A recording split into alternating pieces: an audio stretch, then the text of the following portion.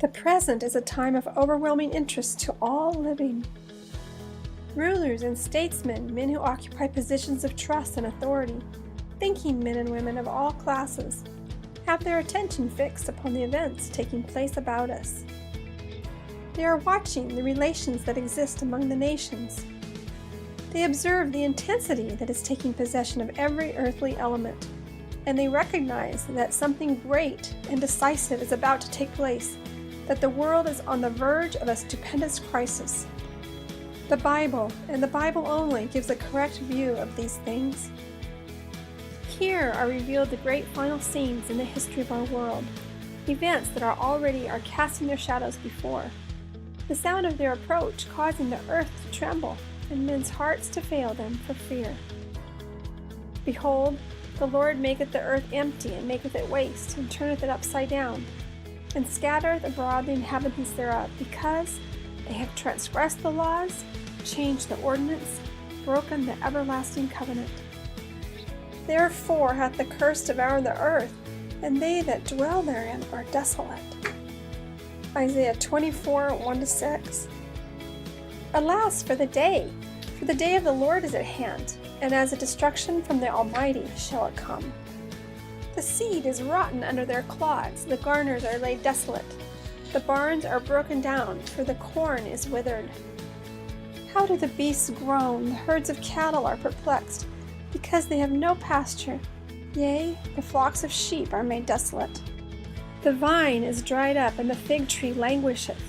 The pomegranate tree, the palm tree also, and the apple tree, even all the trees of the field are withered, because joy is withered away from the sons of men. I am pained at my very heart. I cannot hold my peace, because thou hast heard, O my soul, the sound of the trumpet, the alarm of war. Destruction upon destruction is cried, for the whole land is spoiled. Alas, for that day is great, so that none is like it. It is even the time of Jacob's trouble, but he shall be saved out of it. Jeremiah 30:7. Because thou hast made the Lord, which is my refuge, even the Most High, thy habitation, there shall no evil befall thee, neither shall any plague come nigh thy dwelling. Psalms 91, 9 and 10. God will not fail his church in the hour of her greatest peril. He has promised deliverance. Then will the purpose of God be fulfilled. The principles of his kingdom will be honored by all beneath the sun. While appearing to the children of men as a great physician who can heal all their maladies, Satan will bring disease and disaster until populous cities are reduced to ruin and desolation. Even now he is at work. In accidents and calamities by sea and by land, in great conflagrations, in fierce tornadoes and terrific hailstorms, in tempests, floods, cyclones, tidal waves, and earthquakes, in every place and in 1,000 forms, Satan is exercising his power. He sweeps away the ripening harvest, and famine and distress follow. He imparts to the air a deadly taint, and thousands perish by the pestilence. These visitations are to become more and more frequent and disastrous. Destruction will be upon both man and beast. The earth mourneth and fadeth away. The haughty people do languish. The earth also is defiled under the inhabitants thereof, because they have transgressed the laws, changed the ordinance, broken the everlasting covenant. With the setting aside of the Bible has come a turning away from God's law. The doctrine that men are released from obedience to the divine precepts has weakened the force of moral obligation and opened the floodgates of iniquity upon the world. Lawlessness, dissipation, and corruption are sweeping in like an overwhelming flood.